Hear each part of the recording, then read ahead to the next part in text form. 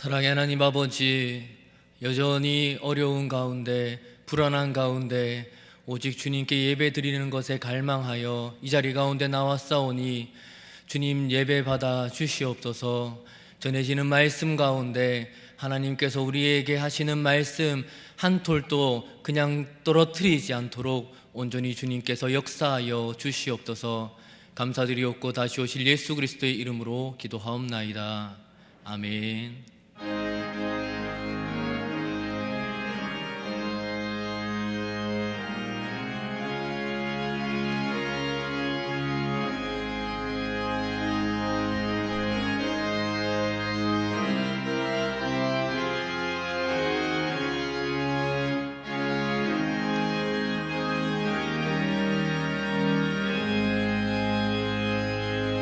저 장미꽃 위에 있을 아직 맺혀 있는 그때에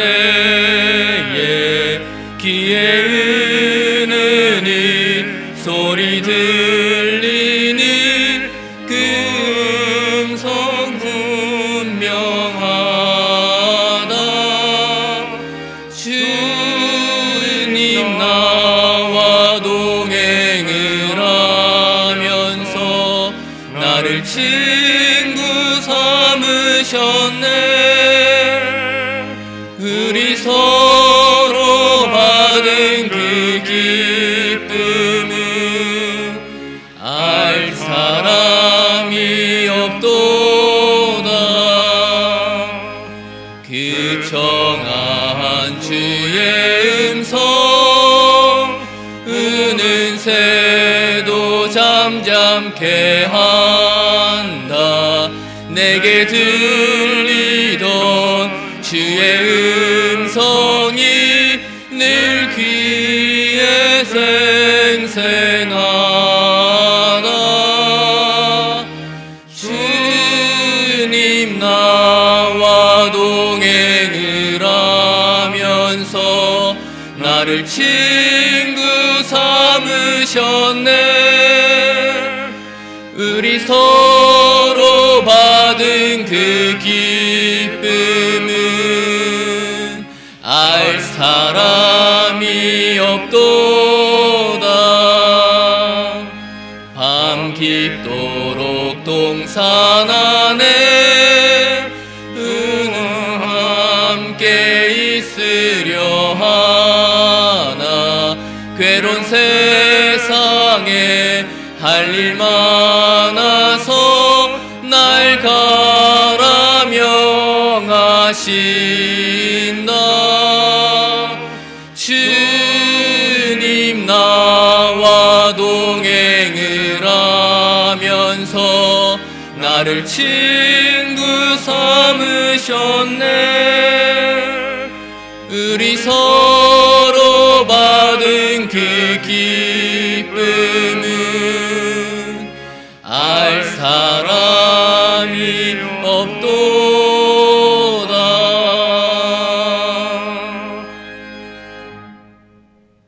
우리의 힘이 되시고 방패가 되시며 믿는 자들의 피난처가 되신 주님, 부활의 기쁨을 가진 뒤 마음과 정성을 모아 3일 저녁 예배 올려드립니다. 받아주옵소서. 이 시간 예배드리는 우리 성도님들, 하나님 나라와 의를 먼저 구하는 자 되게 하시고 하원 생명교회의 역사를 이뤄가는 자들입니다. 먼저 된 자로서 부끄럽지 않게 하셔서 후손들은 저희들의 역사로 먹고 살게 하시고 저 그리스도의 대적에 눌림 당하지 않는 주님의 자녀 되게 주님을 주님으로, 하나님을 하나님으로 알게 하소서. 주님의 뜻이 계셔 이곳에 우리 제단을 세우시고 주님께서 서시겠다 하셔서 지금까지 우리 목사님 주님의 대언자로 은혜의 말씀, 능력의 말씀 선포하실 때 영적으로 육적으로 담대함을 허락하시고 마지막 날에 능력받는 우리 성도 다 되게 하옵소서.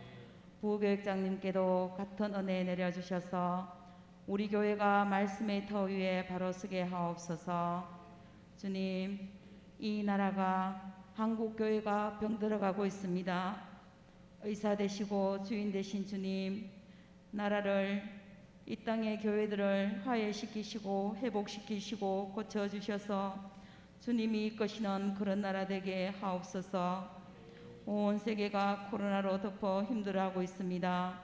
주님의 보혈로 덮어 주옵소서. 북한 지하교회를 위해 기도합니다. 쓰러져가는 주님의 자녀들 울부짖는 소리 들으시고 그 어정권에서 구하여 주옵소서. 저들의 기도가 있었기에 지금의 한국 교회가 있습니다. 남북이 하나가 되어 주님께서 찾으시는 기도하는 의인이 되게 하옵소서. 미얀마가 쿠데타로 통해 선량한 국민들이 죽어가고 있습니다. 구하여 주옵소서. 거짓과 술수가 난무하고 미디어와 뉴스의 정보 속에서 무엇을 믿어야 할지 무엇을 따라야 할지 모를 때 주님께서 인도자가 되시고 마음의 평안과 위로를 하여 주옵소서. 주님이 저들과 함께 하시고 사랑하시고 주님이라면 할 수 있다고, 그러기에 최선을 다한다고 주님의 도우심을 확실히 믿고 선포하는 미얀마를 만져 주옵소서. 이때를 위해 방방곡곡 나아가 전 세계적으로 세운 믿음의 자녀들 일어나 빛을 발할 수 있게 하시고 기도 외엔 다른 유가 없다 하신 주님의 말씀 기억하여 그 자리에서 주님을 찾고 뜻을 헤아릴 줄 아는 숨은 자가 되게 하시고, 타지에 나가 있는 우리 자녀들 주님의 살아계심과 복음을 확실히 믿고 의지하게 하옵소서. 류신성 목사님 말씀 전합니다. 아멘으로 화답하게 하시고 마리아 성가대가 곡조 있는 기도 올립니다. 험령하여 주옵소서. 반드시 다시 오마 약속하신 예수님 이름으로 기도하옵나이다. 아멘.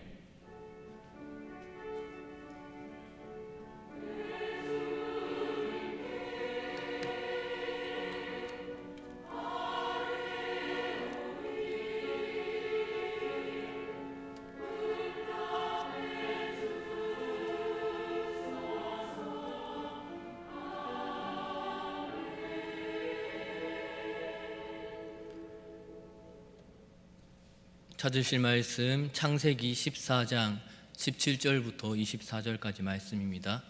구약성경 17페이지에 있습니다. 창세기 14장 17절에서 24절까지의 말씀입니다. 17절부터 한 절씩 교독하겠습니다. 아브람이 그돌라오멜과 그와 함께한 왕들을 처부수고 돌아올 때에 소돔 왕이 사회 골짜기 곧 왕의 골짜기로 나와 그를 영접하였고,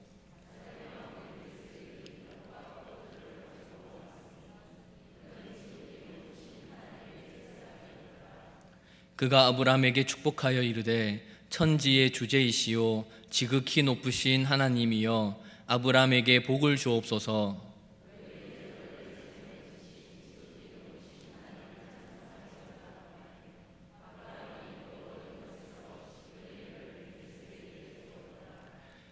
소돔 왕이 아브람에게 이르되 사람은 내게 보내고 물품은 네가 가지라.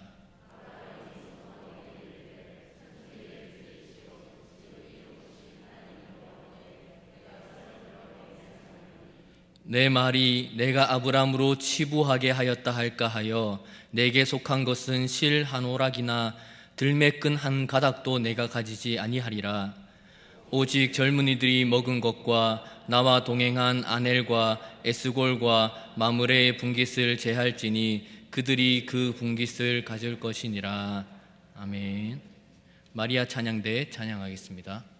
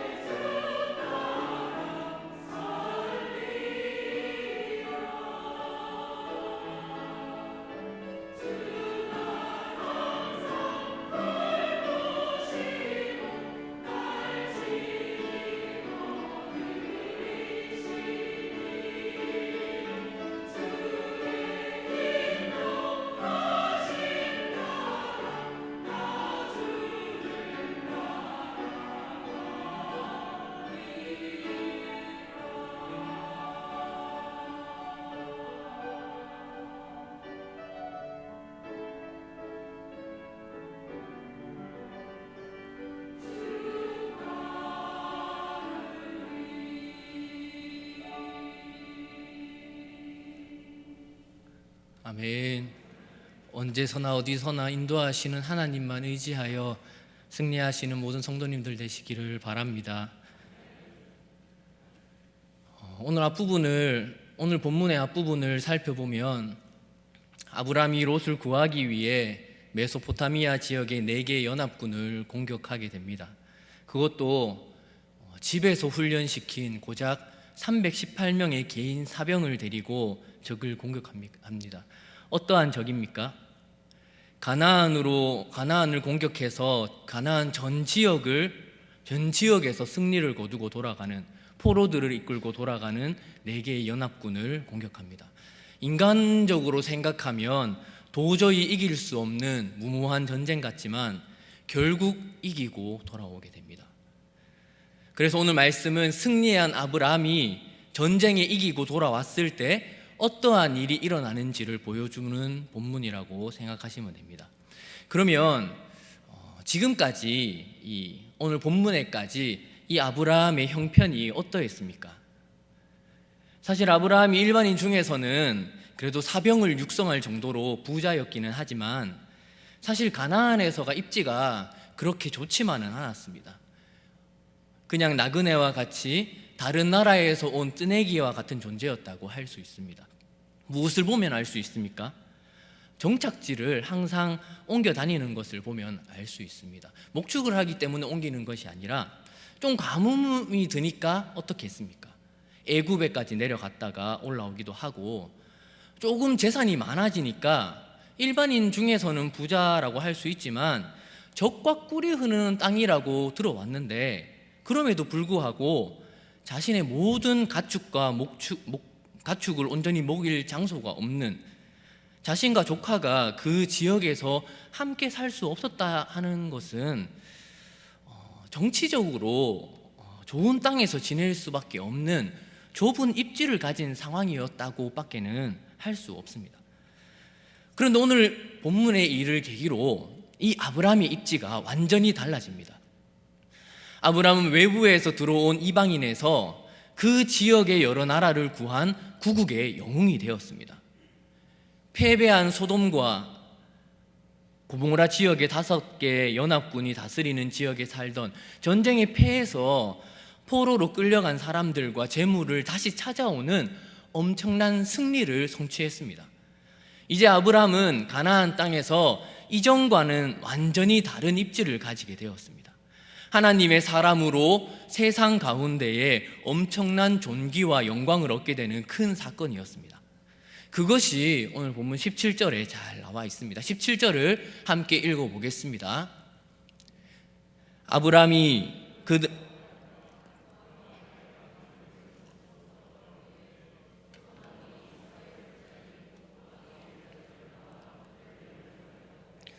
지금 아브라함이 돌아오는 길에 소돔 왕과 살렘 왕 멜기세덱 2왕이 나와서 승리한 아브라함을 영접하고 있습니다. 사실 아브라함은 이 지역에서 아무런 주목을 받지 않던 그냥 조금 부유한 평범한 족장 중에 하나였고, 그 지역 사람들을 피해서 가축을 먹일 수밖에 없는 보잘것없는 사람이었지만, 이 전쟁을 통해서 많은 사람의 주목과 명예를 얻게 되는 굉장히 중요하고 큰 변화를 가져오게 됩니다. 그럼 여기에 사회 골짜기는 어떤 것입니까? 왕의 골짜기인데 사무엘하 18장 18절을 보면 예루살렘 근처라고 나옵니다. 우리 대구를 기준으로 보면 아마 구미나 군위 정도라고 생각하시면 될 것 같습니다. 전쟁에서 승리한 아브람을 미리 그 구미 정도 되는 거리까지 마중 나와서 기다릴 정도로 완전히 대우와 관심이 달라진 것을 보게 됩니다. 우리 성도님들 역시도 이런 변화를 누리고 경험하며 사시기를 바랍니다.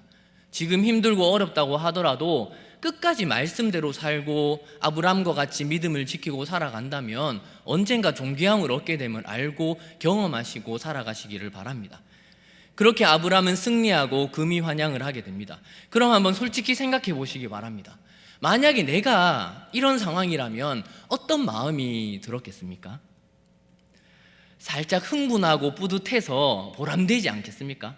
정말 내가 그래도 큰 일을 하기는 했구나 라고 생각했을 겁니다. 말로는 당연히 이제 하나님의 은혜입니다, 하나님께서 주셨습니다 라고 할 것 같은데, 그 마음속 깊은 생각은 조금 다를 수도 있을 것 같습니다. 그런데 그때 갑자기 멜기세덱이라는 왕이 나옵니다. 18절입니다. 살렘왕 멜기세덱이 떡과 포도주를 가지고 나왔으니 그는 지극히 높으신 하나님의 제사장이었더라. 그런데 신기한 것은 이 왕에 대한 전기와 혈통 정보가 전혀 없습니다. 원래 제사장은 어떻게 나는 겁니까? 제사장은 분명한 혈통을 통해서만 나와야 합니다. 레위족 속의 아론 지파에서만 나는 사람이 제사장이 될 수 있습니다. 그런데 이 사람은 어느 지파, 어느 족속입니까? 전혀 모릅니다. 그리고 사실 이 레위 지파 자체가 레위가 아브라함의 증손자입니다. 그런데 이 혈통을 따질 수가 없겠지요. 이렇게 혈통도 없습니다. 히브리서에 보면 멜기세덱에 대하여 아버지도 없고 어머니도 없고 족보도 없고 시작한 날도 없고 생명의 끝도 없어 하나님의 아들과 닮아서 항상 제사장으로 있느니라 라고 나와 있습니다. 아무튼 우리가 알 수 있는 것은 이 지역에서 지금 존귀한 사람이었다는 사실입니다. 소돔 왕이 자기보다 먼저 아브라함을 맞으라고 양보할 정도로 양보한 것을 볼 때 알 수 있고, 축복을 할 때 보통 높은 사람이 낮은 사람에게 축복을 주는 것입니다. 그런데 구국의 영웅인 아브라함에게 축복한 것, 그리고 지극히 높으신 하나님의 제사장이었고 의의 왕이라고 하고 아브라함이 섬기는 하나님과 같은 하나님을 섬기고 있는 왕이라는 것 정도 히브리서에 보면 잘 나와 있습니다. 예수님께서 아론의 반차를 따르는 것이 아니라 멜기세덱의 반차를 따른다고 하는 것은 예수님은 인간이시지만 인간으로 오신 것이 아니라 인간의 족보와 혈통을 따르지 않고 죄가 없으신 하나님의 속성을 가지고 계셔서 우리의 죄를 담당해 주실 수 있는 유일한 진정한 제사장이라는 겁니다. 이런 예수님께 비유되는 위대한 제사장이 아브라함을 맞이해서 축복을 하고 있습니다. 그러면 왜 이렇게 축복을 하고 있습니까? 그냥 상식적으로 생각하면 아브라함이 승리했으니까 축하하러 나왔겠구나라고 생각할 수가 있습니다. 그런데 사실 자세히 좀 오늘 본문을 살펴보면 조금 어색한 부분이 있습니다. 본문 17절과 21절을 이어서 한번 보겠습니다. 같이 읽어보겠습니다. 아브라함이 그돌라오멜과 그와 함께한 왕들을 쳐부수고 돌아올 때에 소돔 왕이 사회 골짜기 곧 왕의 골짜기로 나와 그를 영접하였고 소돔 왕이 아브라함에게 이르되 사람은 내게 보내고 물품은 네가 가지라. 중간에 멜기세덱이 나오는 부분을 빼고 읽었는데 어색합니까?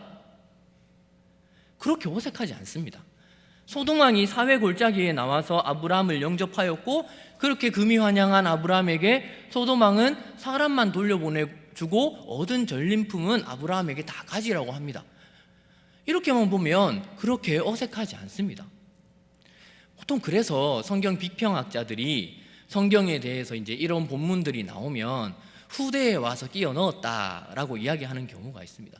요즘 트로트가 대세라고 하는데 요즘으로 치면 멜기세덱에게 네가 왜 거기서 나와 이렇게 하는 것처럼 그 노래를 불렀을 것 같다라는 생각까지 듭니다. 그래서 개인적으로 이 말씀을 준비하면서 왜 멜기세덱이 나올까 고민을 많이 했습니다. 멜기세덱은 성경에서 창세기 오늘 본문에서 잠깐 나오고 히브리서에 이제 멜기세덱에 대해서 중점적으로 나오고 중간에 시편에 잠깐 나옵니다. 그리고 예수님과 관련이 있기 때문에 나오는 거지 전체적인 흐름을 볼 때도 굳이 안 나와도 전혀 문제가 없어 보입니다. 오히려 흐름과는 다른 것 같은, 갑자기 뜬금없이 들어왔는 것 같은 느낌까지 보입니다. 그리고 분명 승리는 아브라함이 하고 돌아왔는데 오히려 아브라함이 멜기세덱이 얻은 것의 10분의 1을 주는 것까지 이야기를 합니다. 몇 주간 이 부분을 어떻게 할지 참 고민을 하다가 기도하다가 갑자기 야고보서가 눈에 들어왔습니다. 야고보서는 믿음과 행함에 대해서 우리가 오해하는 부분을 잘 설명해 주고 있는 귀한 성경입니다.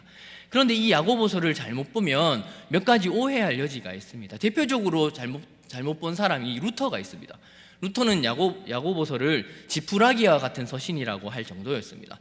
로마서에서는 오직 믿음으로만 구원을 얻는다고 하는데 야고보서에는 행함 없는 믿음은 죽은 것이다 라고 말합니다. 믿음과 행함의 대결같이 잘못 보면 보일 수 있습니다. 그런데 잘 살펴보면 그렇지 않습니다.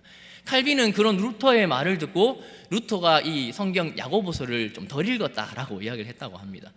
잘 알아야 할 것은 야고보서는 행함 있는 믿음과 행함 없는 믿음을 비교하는 것이지 믿음과 행함을 비교하는 것이 절대 아님을 아시고 야고보서를 잘 읽으시기를 바랍니다. 그리고 야고보서 1장에 시험에 대해서 말하는 부분도 살짝 오해를 가질 수 있습니다. 야고보서 1장 2절을 보면 내 형제들아 너희가 여러 가지 시험을 당하거든 온전히 기쁘게 여기라. 저는 어렸을 때 야고보서를 보면서 야고보서의 이제 설교들을 들으면서 조금 어려운 마음이 들었습니다. 시험 가운데 어떻게 기쁘게 여길 수 있을까? 3절 4절을 보면 같이 읽겠습니다. 시작. 이는 너희 믿음의 시련이 인내를 만들어내는 줄 너희가 알미라.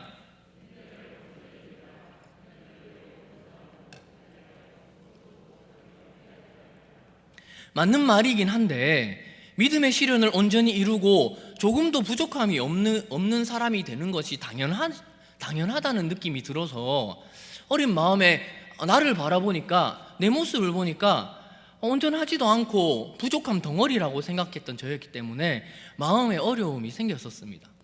그런데 나이가 들면서 이 야고보서를 더 잘 살펴보면서 그렇게 이야기하는 부분이 아니다라는 것을 알게 되었습니다. 너희가 완전한 사람이 아니라고 정죄하는 부분이 절대 아닙니다. 오히려 부족한 사람이기 때문에 인내를 만들어내고 인내를 온전히 이루고 조금도 부족함이 없도록 노력해야 된다는 것입니다. 지금 온전하지 않다고 인내가 부족하다고 걱정할 필요가 전혀 없다는 것입니다. 이루어가고 견디어가는 과정이 바로 성도의 삶이고 성화의 과정이라는 사실을 절대 잊어서는 안 됩니다. 12절을 보면 시험을 참는 자는 복이 있나니 이는 시련을 견디어낸 자가 주께서 자기를 사랑하는 자들에게 약속하신 생명의 면류관을 얻을 것이기 때문이라. 지금 내가 완전하기 때문에 면류관을 주는 것이 아니라 결국 끝까지 가봐야지 안다는 겁니다. 지금 견뎌낸 자에게 면류관을 주는 것이 아니라 그때에 자기를 사랑하는 자들에게 면류관을, 그때 언제입니까? 예수님 다시 오실 그날에 얻을 것이다 라고 말씀하고 있다는 말입니다. 그럼 다시 본문으로 돌아가서 이 멜기세덱이 나온 이유가 무엇이겠습니까? 우리는 보통 아브라함을 믿음의 조상이라고 이야기를 합니다. 그리고 보통 성도들은 아브라함의 이야기를 들으면서 아브라함이 믿음의 조상이라는 그 사실을 어느 정도 감안하고 성경을 봅니다.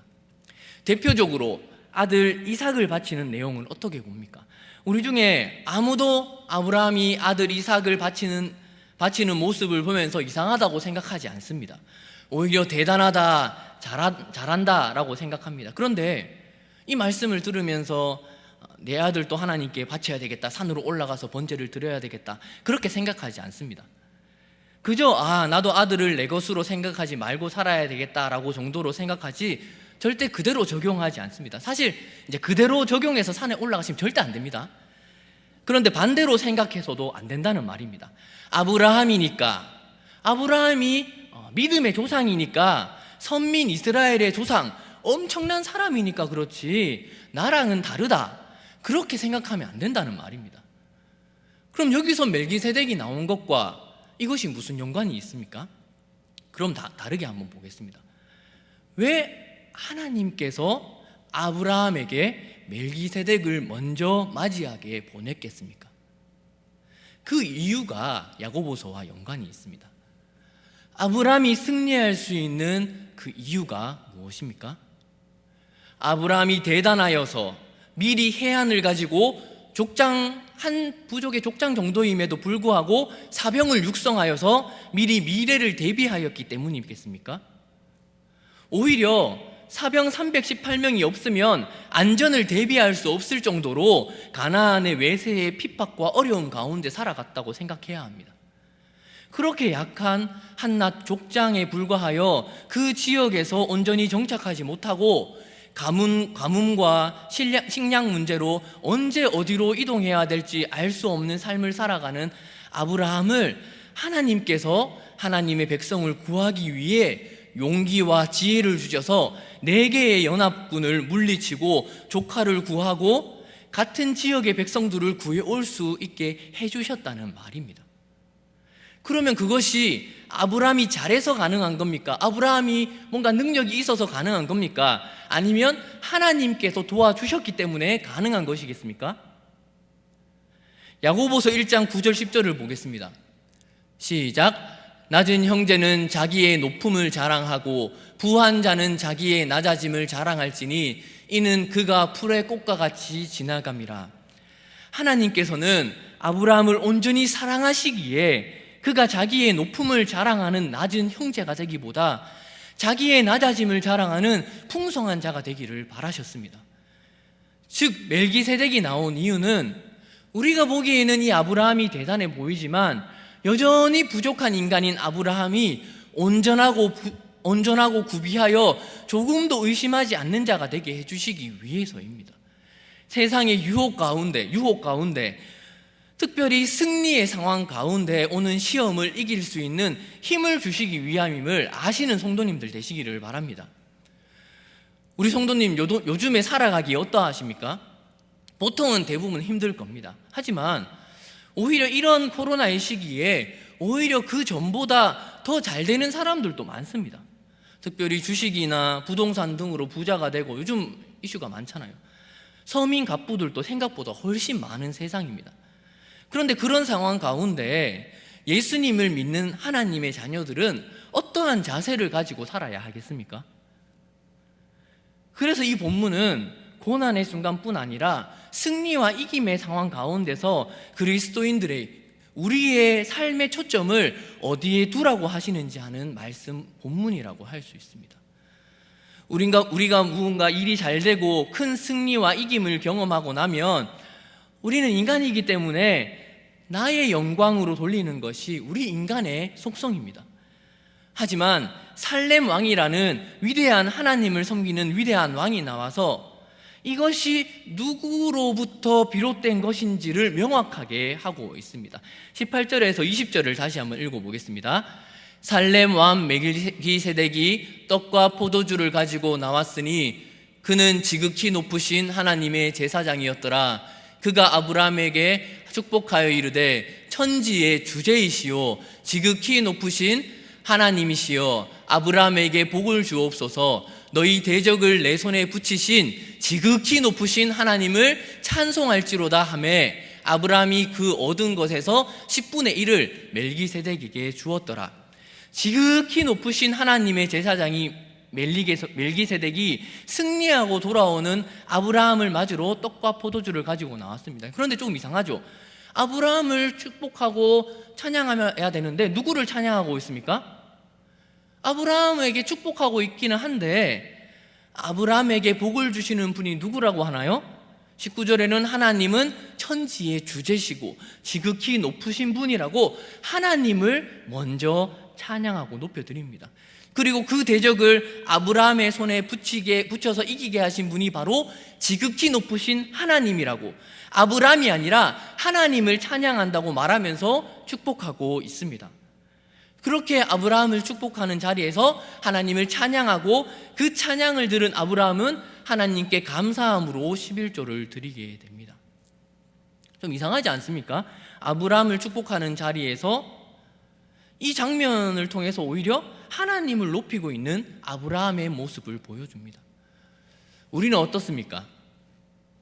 조금 잘 되고 좋은 일이 있으면 내가 잘한 것 같습니다. 내가 높여지고 칭찬받아야지 마음이 편해지는 우리와는 다르게 이 모든 것이 하나님께서 온 것이라고 오직 하나님께 영광을 돌리고 있는 것이 바로 아브라함의 모습입니다. 이게 맞는 겁니다.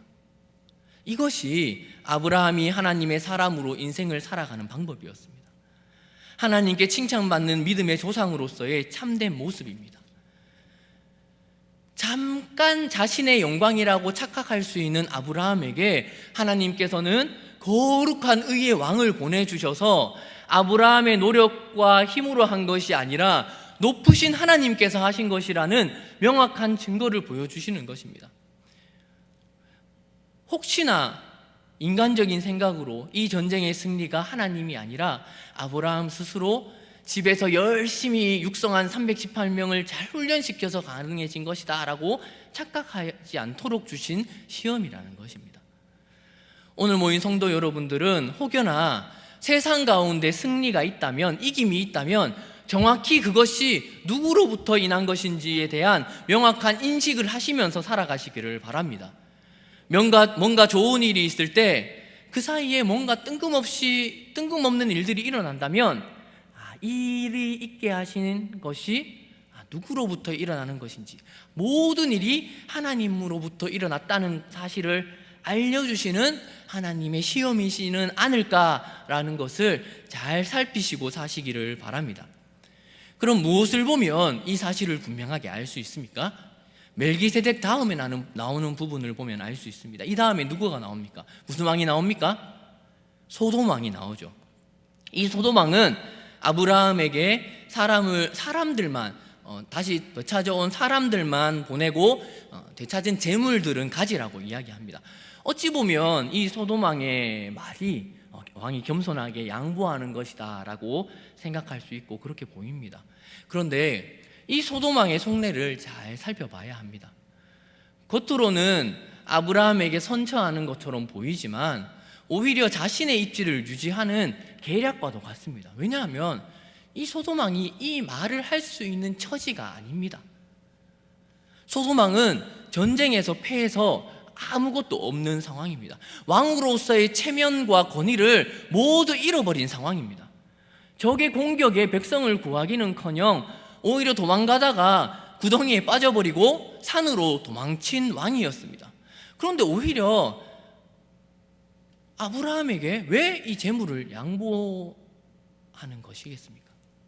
소돔 왕은 아브라함에게 재물을 양보함으로써 자신은 구국의 영웅에게 재물을 양보한 마음 넓은 사람이고, 결국 아브라함을 소돔 왕의 재물을 가지고 부를 축적한 사람처럼 만들어 버림으로써 자신가 다시금 이 소돔 지역에서의 입지를 구축하려는 것입니다. 내 때문에 아브라함 요즘에 잘 되고 있지 않냐, 내 때문에 그런 거다, 내가 재물 다 줘서 그런 거다라고 요즘 말로 하면 아브라함 코인을 타려는 것입니다. 사랑하는 성도 여러분, 잘 생각해 보시기 바랍니다. 오늘 말씀을 통해서 우리에게 무슨 말씀을 하시는 것입니까? 그리스도인들은 누구든지 신앙생활을 하면서 승리와 이김을 경험하였을 때 세상이 우리 그리스도인들을 그냥 놔두지 않는다는 말입니다. 오히려 더 기분 좋도록 그리스도인끼리 뭔가 축켜 세우고 이러는 것보다 오히려 더 축켜 세워주고 엄청난 칭찬을 해줍니다. 그런데 그 유혹의 이면을 잘 살피시기 바랍니다. 세상은 그냥 우리에게 그냥 칭찬하지 않습니다. 분명한 목적을 숨기고 칭찬합니다. 이런 세상의 유혹 가운데 어떻게 해야 합니까? 보통은 유혹에 빠져서 실족하게 될 수밖에 없는 사람들이 우리 모든 성도들입니다. 만약에 멜기세덱 왕이 먼저 나오지 않았다면 아마 아브라함도 소돔 왕에게 넘어갔을지도 모르겠습니다. 소돔 왕의 재물을 취함으로써 하나님께서 복 주시고 은혜 주셔서 그 은혜로 살아가는 것이 아니라 세상 사람들을 보기에는 하나님 믿는 사람들도 다 욕심이 있고 세상 사람들과 같이 남의 것을 빼앗아서 살아가는구나 라고 생각되었을 수도 있었습니다.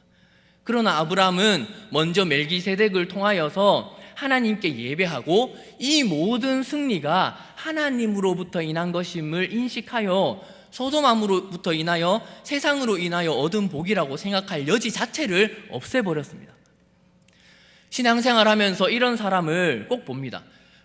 공부 잘해서 좋은 대학 가서 교회 열심히 가서 열심히 돈 많이 벌어서 교회에 헌금 많이 하는 게 오히려 더 낫지, 예수님 믿는 사람이라고 하면서 세상에서 비루하게 살면 그게 오히려 은혜가 안 된다.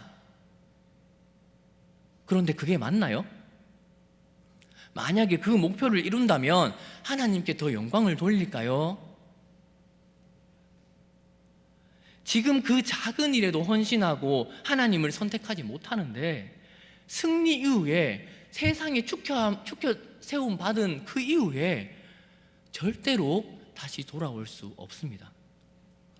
모든 성도님들도 다 느끼시겠지만 인생을 살다 보면 세상의 모든 문제는 더 어려운 문제로 커져가지 절대로 쉬워지지 않습니다. 지금 이 순간 하나님 앞에서 모든 부와 은혜와 기쁨과 즐거움이 나로 인한 것이 아니라 하나님으로 인한 것임을 분명하게 인식하고 인정하고 지금부터 그렇게 사셔야 합니다. 아브라함은 분명하게 대답합니다. 22절 23절 함께 읽습니다. 아브라함이 소돔 왕에게 이르되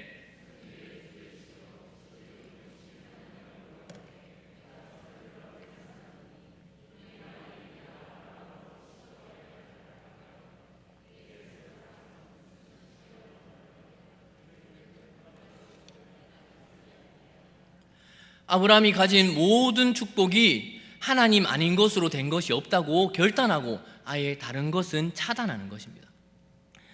아브라함을 보면서 그리스도인으로 인생을 어떻게 살아야 할지 분명하게 알 수 있습니다. 그리고 또 24절을 보면 오직 젊은이들이 먹는 것과 나와 동행한 아넬과 에스골과 마므레의 분깃을 제하고 그 분깃을 그들에게 가질 것이라고 이야기합니다. 자신의 신앙을 다른 사람들에게 강요하지 않고 있습니다. 이것을 보면서도 성숙한 신앙인의 모습까지 보여줍니다.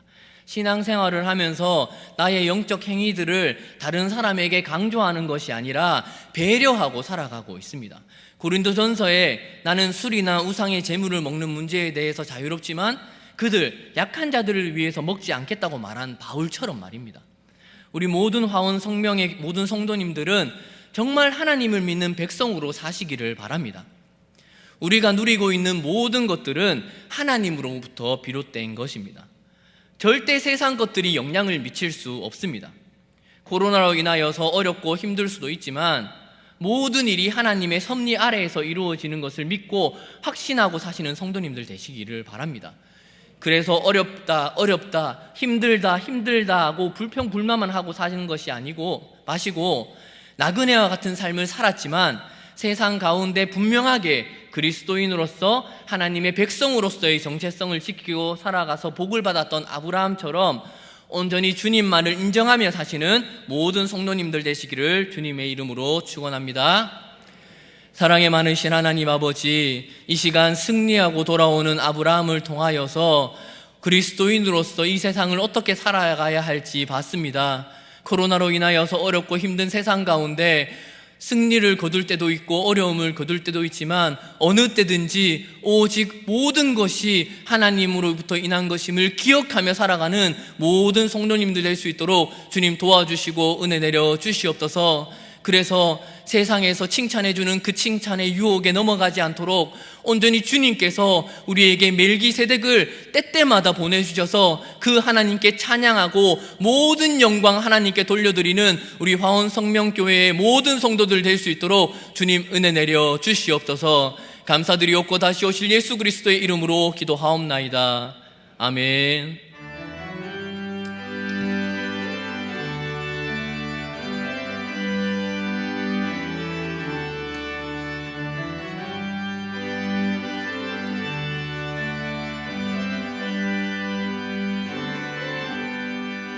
태산을 넘어 험곡에 가도 빛 가운데로 걸어가면 주께서 항상 지키시기로 약속한 말씀 변치 않네.